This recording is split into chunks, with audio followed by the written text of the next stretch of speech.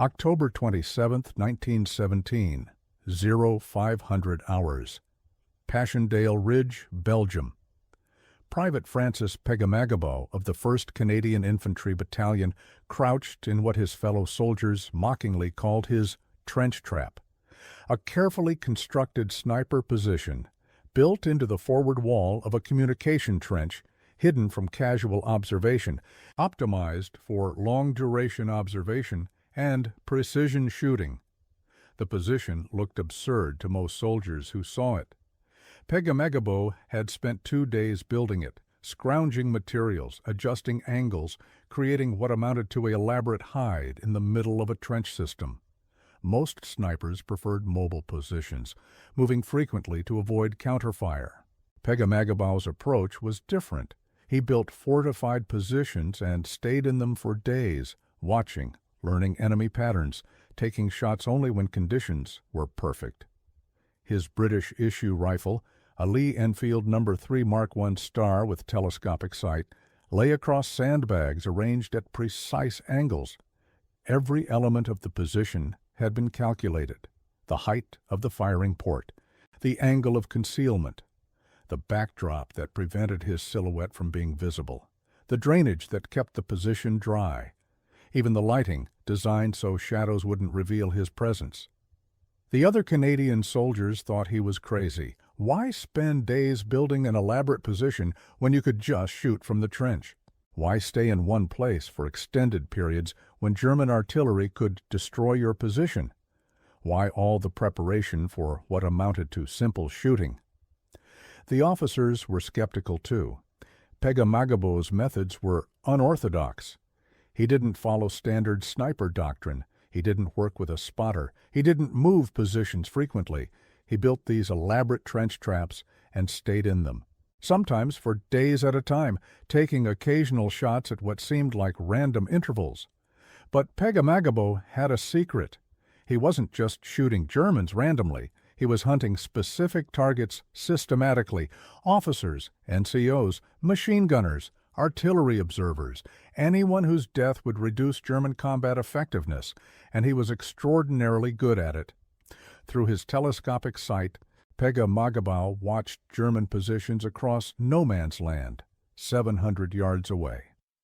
The Germans were preparing for the day's activities: soldiers moving in trenches, officers checking positions, the usual morning routine in a sector where both sides had settled into defensive posture. Most soldiers would see nothing unusual, just enemy troops going about their business, too far away for practical rifle fire, not worth wasting ammunition on. But Pegahmagabow saw patterns. He saw opportunity. He saw targets that mattered.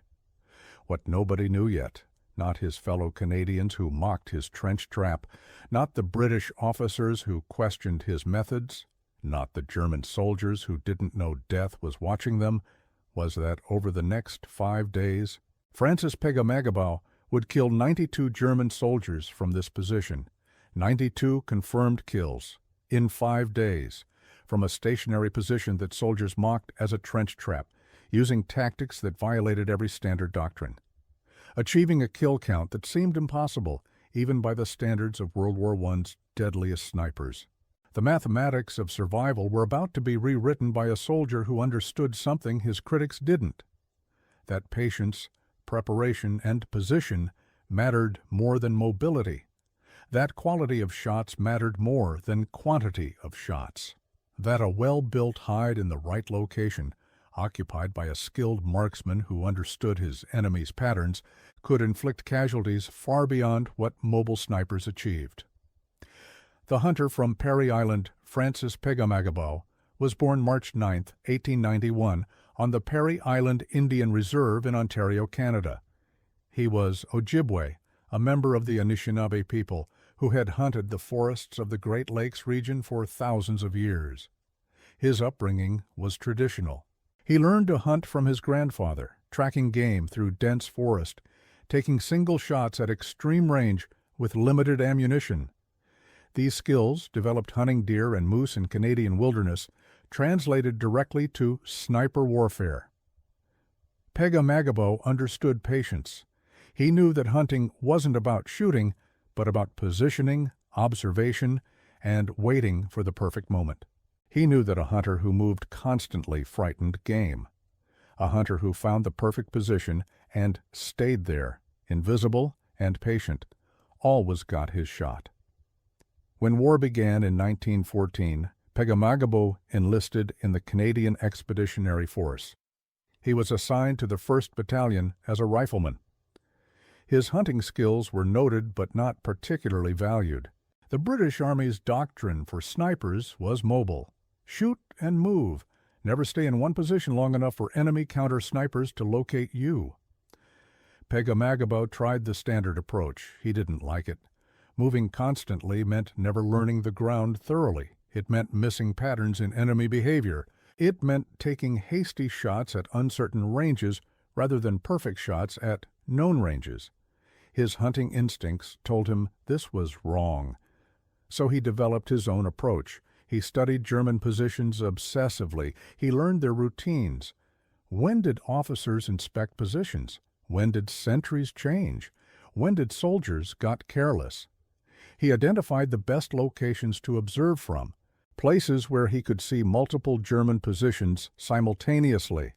Then he built his trench traps, elaborate hides constructed in existing trench systems, reinforced with sandbags, camouflaged carefully, designed for extended occupation.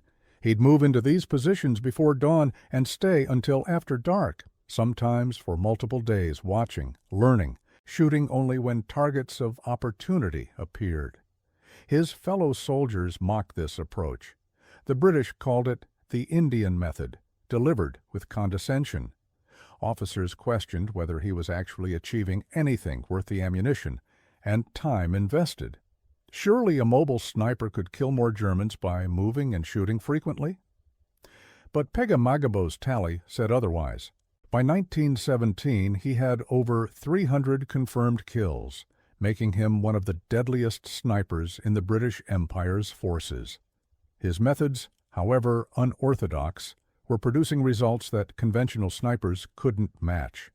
His secret was understanding enemy behavior at a deep level. German soldiers in defensive positions followed routines. They moved in predictable patterns. Officers appeared at predictable times. Machine gun crews rotated predictably. Artillery observers occupied the same positions repeatedly. Someone who watched long enough, who learned these patterns, could predict when and where targets would appear. Pegahmagabow's trench traps gave him this capability. From his fixed positions, he could observe for extended periods without fatigue. He could learn enemy patterns thoroughly. He could identify high-value targets and wait for them to appear in his killing zones. Then he could take single, perfectly aimed shots that eliminated threats to Canadian forces. By October 1917, as the Third Battle of Ypres ground toward its climax at Passchendaele, Pegahmagabow was a veteran of 3 years' continuous combat. He'd survived the Second Battle of Ypres, the Somme, and Vimy Ridge. He'd been wounded multiple times. He'd seen most of his original battalion killed or invalided out. He'd survived when average life expectancy for frontline infantry was measured in months. He'd survived largely because of his methods. His trench traps kept him safer than mobile snipers who exposed themselves frequently. His patient approach meant he never took hasty shots that revealed his position. His understanding of enemy patterns meant he always had the advantage of surprise. He was the hunter, and Germans were prey that didn't know they were being hunted. The trench trap, design and function. To understand Pegahmagabow's achievement, we need to examine his trench trap design in detail. These weren't crude holes in trench walls. They were sophisticated hunting blinds adapted to trench warfare conditions. The basic design started with selecting the right location. Pegahmagabow would study trench systems for days before choosing where to build. He needed positions with clear sight lines to German trenches, preferably where multiple German positions were visible. He needed positions that weren't obvious to German observers, and he needed positions that could be occupied comfortably for extended periods. Once he'd selected a location, he'd begin construction. This typically took 1 to 2 days. He'd excavate into the forward wall of a communication trench, creating a small chamber perhaps 4 feet deep and 6 feet wide. This chamber was positioned so its entrance was behind the front line, hidden from German observation. The firing port was carefully designed. Small, no more than 6 inches wide and 4 inches high, positioned to give him specific sight lines to known German positions. The port's angle was calculated to prevent backlighting that would silhouette him. Sandbags around the port provided structural support and absorbed the rifle's muzzle blast. Inside the chamber, Pegahmagabow would construct a shooting platform, sandbags arranged to support his rifle at the perfect height and angle. A comfortable position where he could observe through his telescope for hours without fatigue. Storage for ammunition, water, and food allowing him to remain in position for extended periods. Camouflage was critical. The firing port had to be invisible from German positions. Pegahmagabow used burlap, sticks, grass, mud, anything that matched the surrounding trench wall. He'd study his position from various angles to ensure nothing looked unnatural. German counter-snipers were skilled. Any unusual shadow or discoloration could draw fire. Drainage was essential. Trenches were perpetually muddy. A position that flooded was useless. Pegahmagabow would dig small channels to direct water away from his chamber. He'd line the floor with duck boards to keep himself dry. Staying in a position for days required managing water constantly. The position's depth provided protection from artillery. German harassment fire was constant. Shrapnel from shells exploding nearby was a major killer. Being 4 feet deep in reinforced earth meant Pegahmagabow had protection that exposed snipers lacked. He could survive artillery barrages that would kill or wound mobile snipers. Most importantly, the position's design allowed extended observation. Mobile snipers had to move frequently, meaning they observed each location briefly. Pegahmagabow could watch specific German positions for days. This allowed him to learn enemy patterns in detail that would be impossible otherwise. He'd note when German officers made their rounds, when sentries became careless, when machine gunners exposed themselves, when artillery observers appeared. He'd document these patterns, building a mental picture of German routines. Then he'd plan his shots to coincide with these patterns, ensuring targets appeared exactly when and where he expected. The British called this the Indian method dismissively. They didn't understand that Pegahmagabow was applying traditional hunting techniques refined over generations. The trench trap was essentially a hunting blind adapted to industrial warfare. The tactics were how his ancestors had hunted game. Patient observation, learning prey behavior, taking perfect shots at the right moment. Critics complained the method was passive. A sniper should be aggressive, hunting Germans actively rather than waiting for them to appear. But Pegahmagabow's kill count proved the passive approach worked. His 92 kills in 5 days at Passchendaele would come from one of these trench traps, proving that position and patience could achieve results that mobility couldn't match. October 27th. The hunt begins. The position Pegahmagabow had built overlooked a German trench system approximately 700 yards away. This was extreme range for practical rifle fire, but well within capability for a skilled marksman with a telescopic sight. The Germans felt safe at this range. Most Allied soldiers couldn't accurately engage them. They'd grown careless. Pegahmagabow had been observing this sector for 3 days before October 27th. He'd learned the routines. German officers inspected positions around 0700 hours each morning. Machine gun crews rotated at 0800. Sentries became careless around 0900 after standing watch through the night. Artillery observers appeared around 1100 hours. On October 27th, as the sun rose over Passchendaele Ridge, Pegahmagabow settled into his position. His Lee-Enfield was already zeroed for 700 yards. He'd verified the zero the previous day. He had 100 rounds of ammunition. 303 British Mark 7 carefully selected rounds from batches he knew shot accurately in his rifle. 0645 hours. German soldiers appeared in their trenches, morning routine, making tea, eating breakfast. The casual behavior of men who believed they were safe because of distance. Pegahmagabow watched through his telescopic sight, identifying targets. A German NCO distinguishable by his uniform and behavior. Target 1. At 0700 hours, a German officer appeared conducting his morning inspection. He stood on a fire step looking toward Allied lines, completely exposed. He was 715 yards away by Pegahmagabow's estimation. Light wind from left to right, approximately 5 miles per hour. Temperature cool, no mirage. Pegahmagabow adjusted his sight picture slightly to account for wind. He controlled his breathing. He pressed the trigger smoothly. The Lee-Enfield fired.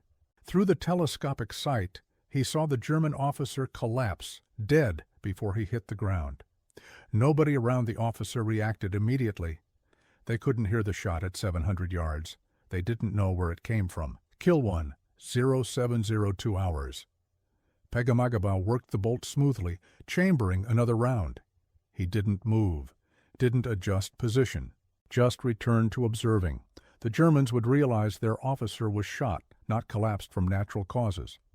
They'd look for the sniper, but they'd never locate Pegahmagabow's position because his trench trap was perfectly camouflaged and the shot had come from unexpected range. 0730 hours. German soldiers were trying to retrieve their dead officer. 2 men climbed onto the fire step to pull the body down. Both exposed. Pegahmagabow fired twice in rapid succession. 2 more Germans down. The survivors dove for cover, kills 2 and 3. 0732 hours. Now the Germans knew a sniper was active. They'd be cautious. But they had to continue their routines. War didn't stop because of one sniper, and they still hadn't located him. They were searching for a sniper at normal range, 300 to 400 yards. Pegahmagabow was at 700 yards, beyond where most Allied snipers operated. 0815 hours. A German machine gun crew appeared, moving to a forward position. 3 men, the gunner, his assistant, and an ammunition carrier. They were moving quickly, trying not to expose themselves. But they had to cross an open section of trench. Pegahmagabow tracked them through his sight. 3 shots, approximately 4 seconds between shots. 3 Germans down.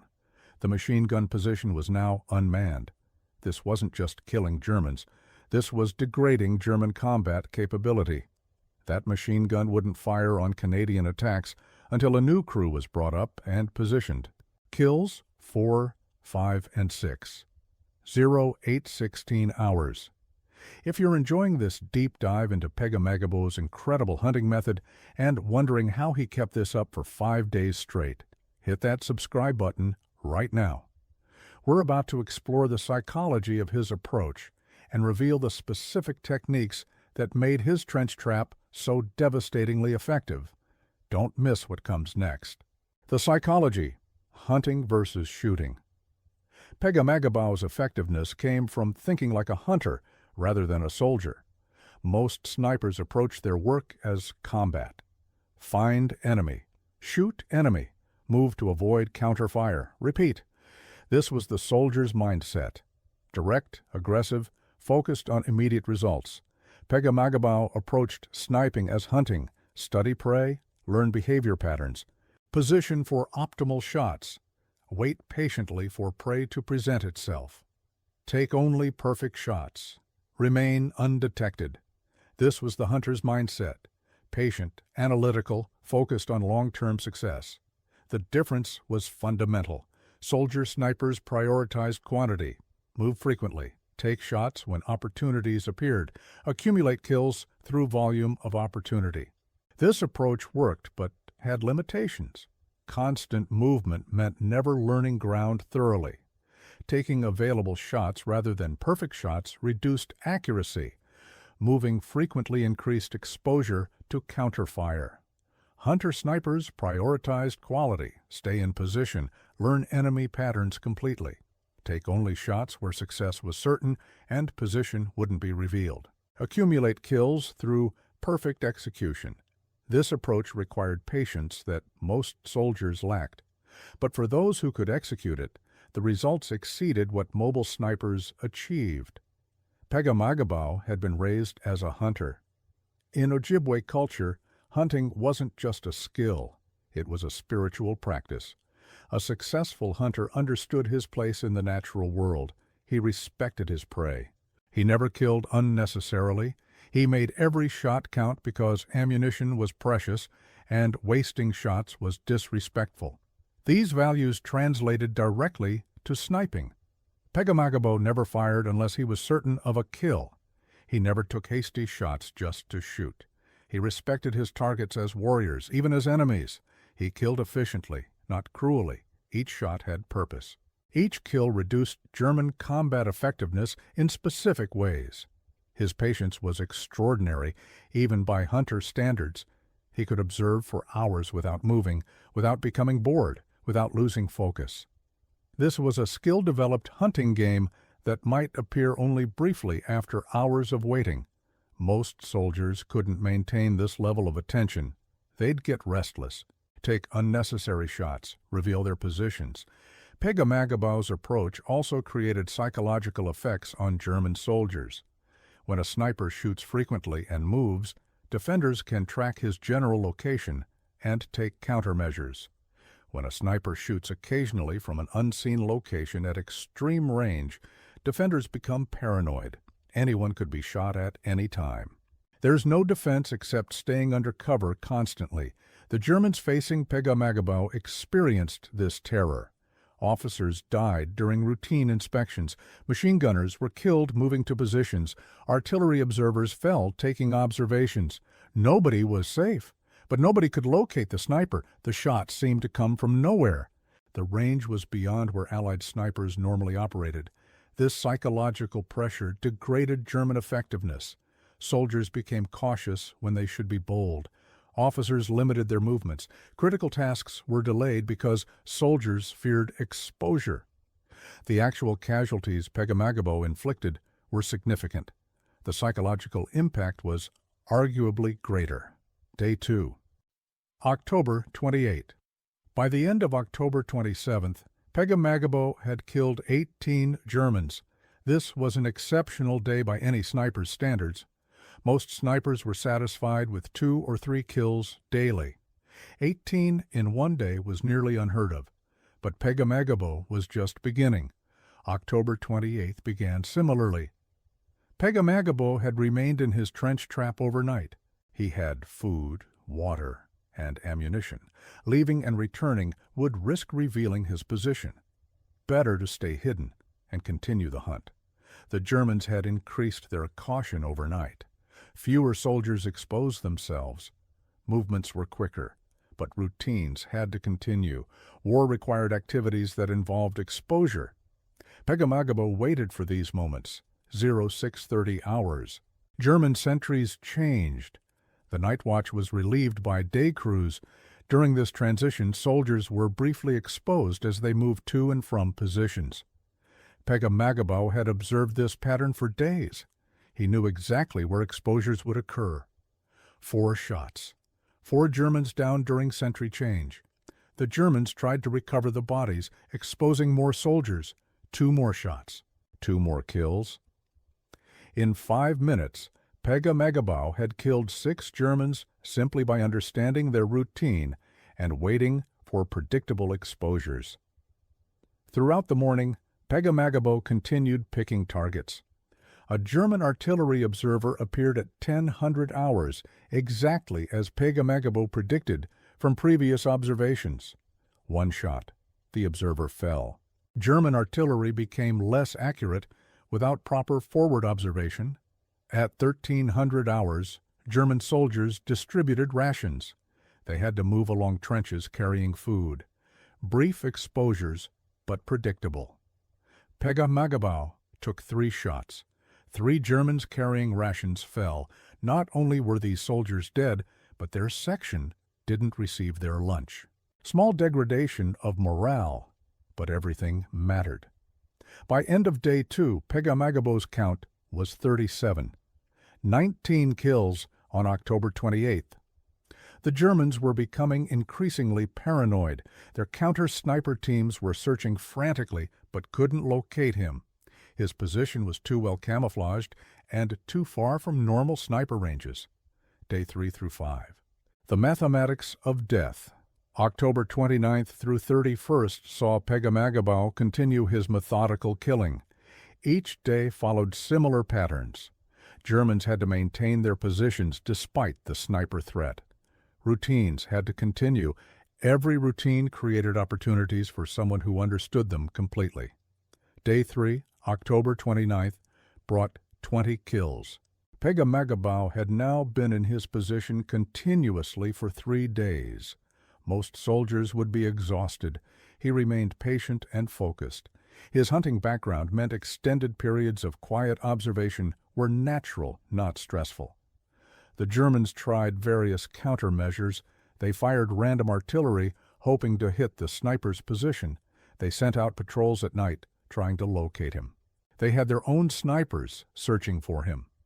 Nothing worked. Pegahmagabow's position was too well constructed and too carefully camouflaged. Day 4, October 30th, brought 17 more kills. German casualties were mounting. Officers were particularly affected. Pegahmagabow deliberately targeted leaders because their deaths reduced German organizational effectiveness. A dead NCO meant confusion in his squad. A dead officer meant poor coordination in his platoon. The psychological impact was severe. German soldiers refused to expose themselves unnecessarily. Critical tasks were delayed. Communication between positions suffered because runners feared crossing open ground. German combat effectiveness in this sector was degrading significantly. Day 5, October 31st, brought the final kills. By this point, German forces in the sector were demoralized. Their commanders knew a deadly sniper was operating, but couldn't stop him. 18 more Germans fell to Pegahmagabow's rifle on this final day. The total for 5 days, 92 confirmed kills. Confirmed meant observed falling and not moving, or observed being carried away as casualties. Pegahmagabow fired approximately 130 rounds, achieving a 70% hit rate at 700 yards against moving or partially concealed targets. This accuracy was extraordinary, even by World War I sniper standards. Beyond the kills, Pegahmagabow's 5-day shoot had degraded German combat effectiveness significantly. Machine gun positions were understaffed. Artillery observation was impaired. Leadership was disrupted. Morale was damaged. The tactical impact exceeded the 92 casualties he inflicted directly. The technical mastery, how he did it. Pegahmagabow's achievement required exceptional marksmanship. 700 yards is extreme range for 303 British ammunition from a Lee-Enfield. Understanding the technical challenges he overcame reveals the magnitude of his skill. The Lee-Enfield Mark III with telescopic sight was a good rifle, but not optimized for extreme range precision. The .303 British Mark VII round was a solid military cartridge, but not a precision target round.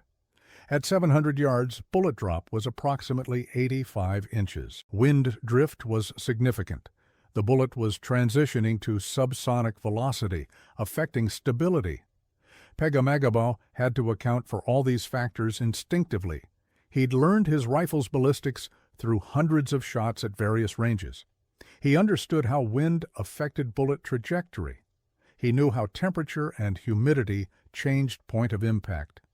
This knowledge was unconscious, developed through experience rather than formal ballistic training.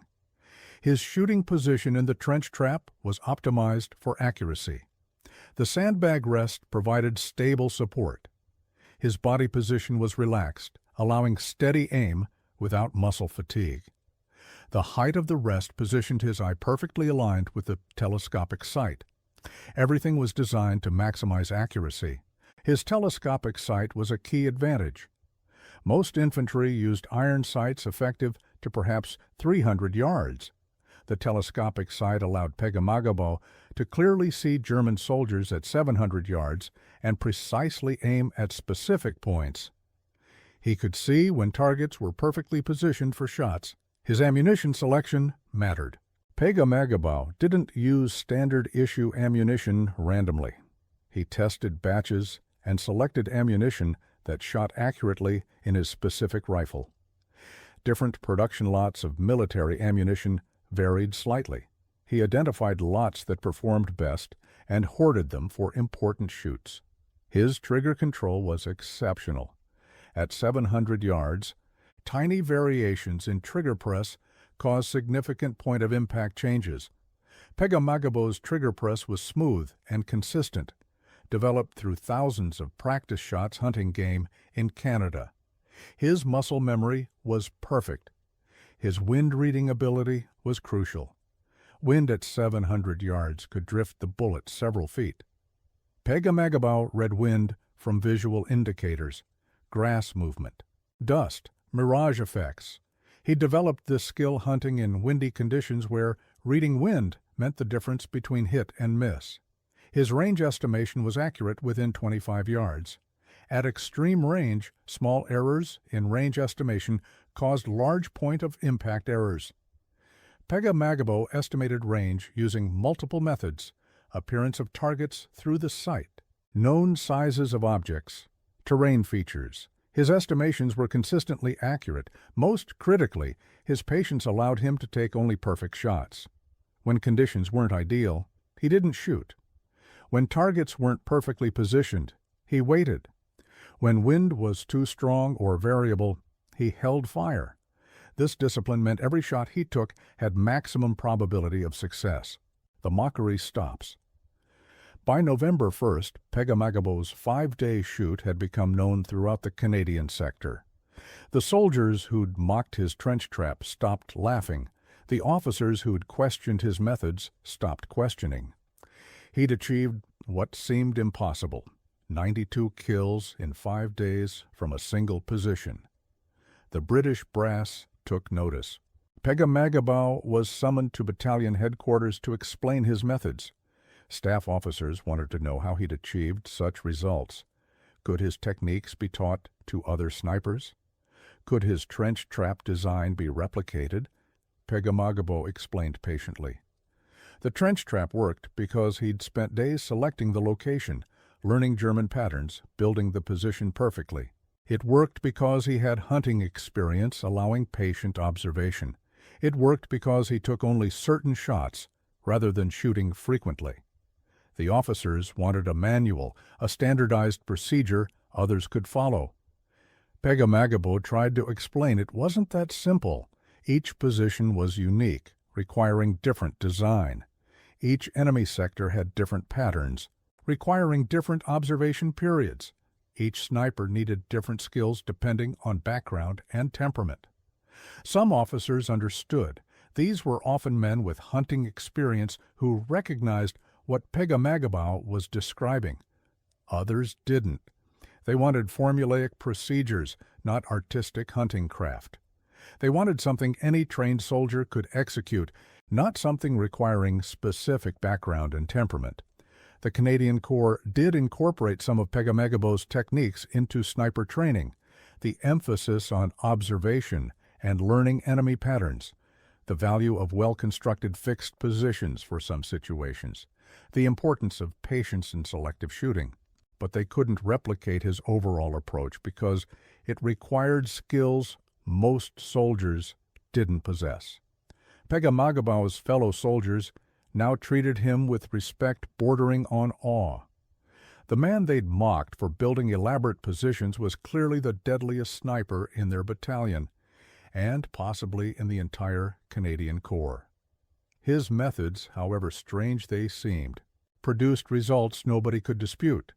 The Germans also learned about Pegahmagabow, though they didn't know his name. Intelligence reports noted an exceptionally effective Allied sniper operating in the Passchendaele sector.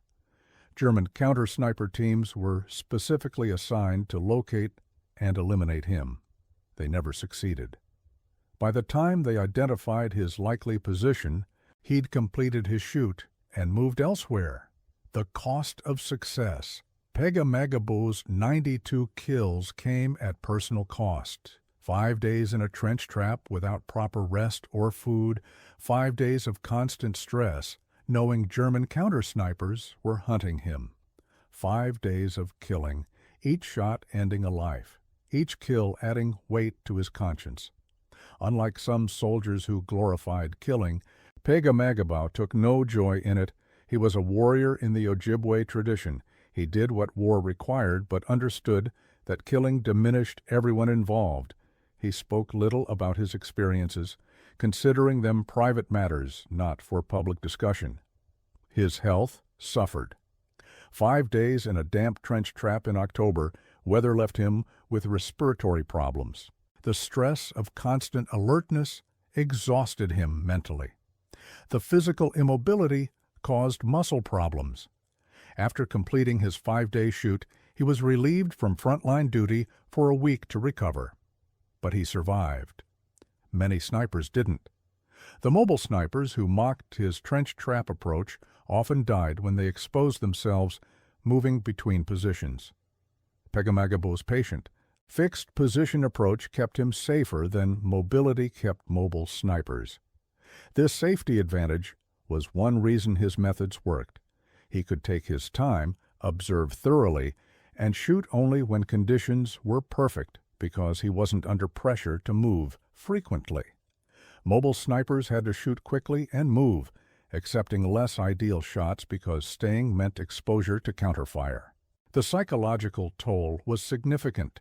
Killing 92 men, even enemy soldiers, even in war, affected Pegahmagabow deeply. He dealt with this through traditional Ojibwe spiritual practices. He understood killing as part of the warrior's path, but also understood it required spiritual work to maintain balance. His fellow soldiers didn't understand this aspect of his experience. They saw the kills and assumed he was either bloodthirsty or emotionless. Neither was true. He was a man doing difficult work, understanding its necessity but also its cost, dealing with the consequences through cultural practices his comrades didn't comprehend. The final tally. Pegahmagabow's War, Francis. Pegahmagabow survived World War I with approximately 378 confirmed kills, making him the most effective sniper in the British Empire forces and among the deadliest snipers in the entire war. His 5-day shoot at Passchendaele, producing 92 kills, was his most concentrated period of success, but not unique in demonstrating his capabilities. He also served as a scout and messenger, earning recognition for courage under fire on multiple occasions. He was awarded the Military Medal 3 times, an exceptional achievement. He was recommended for the Distinguished Conduct Medal multiple times, but never received it, possibly due to discrimination against indigenous soldiers in a military still dominated by British-class attitudes. After the war, Pegahmagabow returned to Parry Island Reserve. He became a chief of his band and an advocate for indigenous veterans' rights.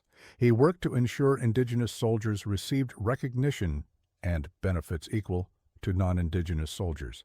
He fought against discrimination in veteran services. He spoke little about his wartime experiences. When asked about his sniping, he'd acknowledge he'd been a scout, but downplayed his killing. This reflected Ojibwe culture, where boasting about killing was considered inappropriate. Successful warriors were expected to be modest about their accomplishments. He died March 5, 1952, at age 60. His funeral was attended by both Indigenous community members and Canadian military officials who recognized his service. His achievements were gradually forgotten by mainstream Canadian society, though Ojibwe communities remembered him as a warrior who'd proven Indigenous peoples' capabilities in Canada's wars. In recent decades, historians have rediscovered Pegahmagabow's story. He's now recognized as one of Canada's greatest soldiers and the British Empire's most effective sniper. Books have been written about him, memorials have been erected. His trench trap methods have been studied by military historians and sniper trainers. The legacy. What the trench trap taught us. Pegahmagabow's success with his trench trap approach offers lessons that transcend World War I sniping. These lessons apply to specialized warfare, to innovation in military tactics, and to understanding how different cultural backgrounds can produce effective approaches that dominant military cultures miss. First, mobility isn't always superior to fixed positions. Military doctrine often emphasizes mobility as inherently valuable, but Pegahmagabow proved that well-chosen fixed positions, occupied by patient observers, could produce results exceeding what mobile approaches achieved. The key was choosing positions perfectly and understanding when fixed positioning was tactically appropriate. Second, observation matters more than shooting. Pegahmagabow spent far more time observing than shooting. This allowed him to understand enemy patterns completely. When he did shoot, his success rate was high because he understood his target's behavior. Many soldiers prioritize action over observation. Pegahmagabow proved observation was the foundation of effective action. Third, cultural knowledge provides tactical advantages. Pegahmagabow's Ojibwe hunting background gave him skills and perspectives that British military training didn't provide. Rather than dismissing these differences as irrelevant or primitive, recognizing and leveraging them produced exceptional results. Military organizations often try to homogenize soldiers into standard training. Pegahmagabow demonstrated that diverse backgrounds could provide unique capabilities. Fourth, patience is a combat multiplier. Most soldiers struggle with sustained patient observation. They want action. They get bored waiting. Pegahmagabow's ability to observe for extended periods without losing focus gave him advantages others couldn't match. Patience isn't just passive waiting. It's active attention, sustained over time. Fifth, perfectionism beats volume in specialized roles. Mobile snipers took more shots than Pegahmagabow, but achieved lower success rates per shot. Pegahmagabow's perfectionism, shooting only when conditions were ideal, produced higher efficiency. In specialized roles where quality matters more than quantity, perfectionism is valuable, not wasteful. Before we conclude this incredible story, I want to ask one more time. Hit that subscribe button if you haven't already. Francis Pegahmagabow's story teaches us that innovation often comes from unexpected places and that methods the mainstream mocks can prove superior. Subscribe and join us for more forgotten stories of remarkable people who changed history. Modern Sniper Doctrine. Pegahmagabow's Vindication. Modern sniper training incorporates many elements that Pegahmagabow pioneered, the emphasis on observation and intelligence gathering, the value of well-constructed hides for some missions, the importance of patience and selective shooting, the recognition that cultural backgrounds in hunting provide valuable skills. The U.S. Marine Corps Scout Sniper program explicitly teaches hide construction, similar to Pegahmagabow's trench traps. Students learn to build sophisticated fixed positions designed for extended occupation. They learn that mobility and fixed positioning are complementary approaches, each valuable in different tactical situations. The British Army sniper training emphasizes observation as primary and shooting as secondary. Trainers explicitly tell students that a sniper who observes well but shoots sparingly is more valuable than a sniper who shoots frequently but observes poorly. This validates Pegahmagabow's approach decades after he demonstrated it. Modern militaries recognize that indigenous soldiers often bring unique skills. Canadian, American, Australian, and New Zealand forces actively recruit indigenous soldiers and recognize their traditional skills as valuable military capabilities. What was dismissed as primitive in Pegahmagabow's era is now recognized as specialized expertise. The psychology of patience is now taught as a critical sniper skill. Training includes exercises specifically designed to develop sustained attention without losing focus. Instructors recognize that this capability separates effective snipers from average ones. Pegahmagabow's natural ability in this area is now something militaries try to develop through training. Selective shooting, taking only high-probability shots rather than shooting frequently, is now standard doctrine. Snipers are taught that their value lies in quality kills, particularly of high-value targets, not in quantity of rounds fired. Every shot should have purpose. Every kill should degrade enemy capability in specific ways. This was exactly Pegahmagabow's approach. The numbers that mattered. Pegahmagabow's 92 kills in 5 days represented more than just casualties. Each kill reduced German combat effectiveness in specific ways. Understanding who he killed reveals the tactical sophistication of his approach. Of the 92 confirmed kills, approximately 15 were officers or senior NCOs. These were leaders whose deaths disrupted German command and control. Junior officers had to assume responsibilities they weren't prepared for. NCOs had to be replaced by less experienced men. The organizational impact exceeded the simple loss of 15 men. Approximately 20 were machine gunners or members of machine gun crews. Machine guns were the dominant weapons of World War I. Each machine gun silenced meant German defensive fire was reduced. Some positions had to operate under strength. Some positions couldn't be manned at all. The tactical impact was significant. Approximately 10 were artillery observers. Forward observers were critical for effective artillery fire. Without them, German artillery relied on pre-registered targets and couldn't respond effectively to changing situations. Killing observers degraded German artillery effectiveness disproportionately. The remaining 47 were infantrymen, messengers, and support troops.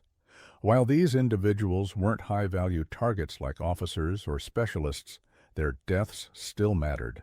Units operated under strength. Morale suffered. The cumulative effect of steady casualties created psychological pressure on survivors. Beyond the direct casualties, Pegahmagabow's presence forced Germans to change their behavior. They limited movements. They delayed critical tasks. They kept soldiers under cover when they should have been active. This behavioral change reduced German effectiveness more than the 92 deaths did directly. A comprehensive analysis suggests Pegahmagabow's 5-day shoot degraded German combat effectiveness in his sector by approximately 15 to 20%.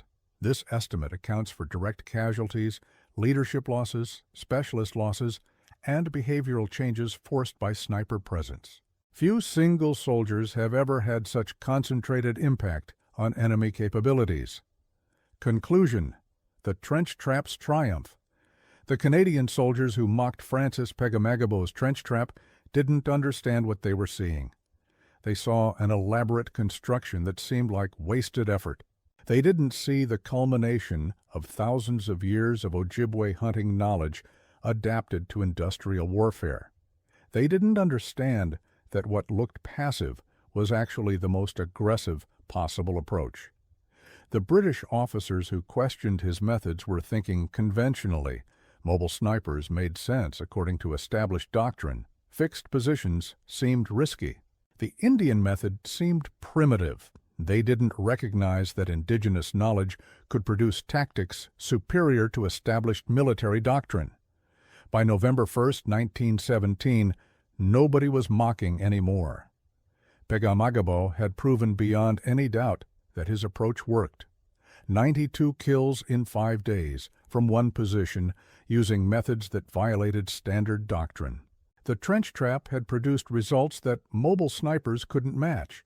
The Germans who died in those 5 days never knew what killed them.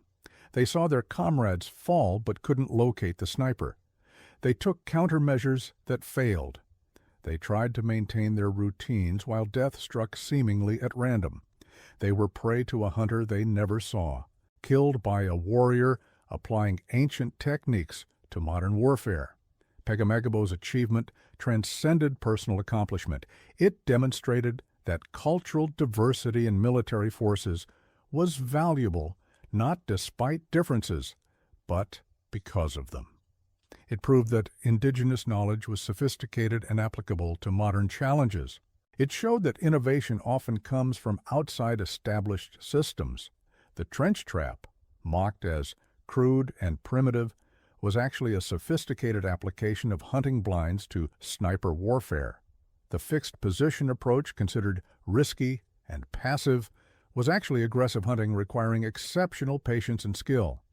The Indian method, dismissed as outdated, was actually ahead of its time.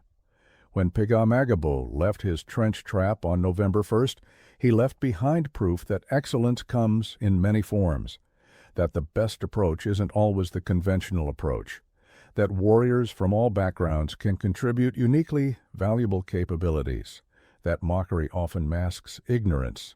92 Germans died because military authorities didn't understand what Francis Pegahmagabow understood instinctively, that hunting is about position, patience, and understanding prey behavior, that the best hunter finds the perfect place and waits there until prey presents itself, that a well-built blind occupied by a skilled hunter is more deadly than a hunter moving constantly. The trench trap worked, the mockery stopped, the kills mounted, and Francis Pegahmagabow, Ojibwe warrior and Canadian soldier, proved that ancient wisdom applied with modern tools could produce results that stunned even experienced military professionals. They mocked his British trench trap until he took down 92 Germans in 5 days. Then the mockery turned to respect. The questioning turned to learning. The dismissal turned to recognition. The primitive method proved sophisticated. The passive approach proved aggressive. The mocked position proved deadly. Sometimes the answer comes from places the mainstream doesn't expect. Sometimes the most effective technique is the one that breaks all established rules. Sometimes the warrior everyone underestimates is the most dangerous of all. Francis Pegahmagabow and his trench trap proved all of this, 92 times, in 5 days. From one position that nobody understood until it was too late. The trench trap wasn't primitive, it was refined. The method wasn't outdated, it was timeless. The warrior wasn't backward, he was visionary. And the 92 Germans who died learned too late that mockery is poor defense against excellence, that conventional wisdom isn't always wise, and that the deadliest opponents often come from where you least expect them.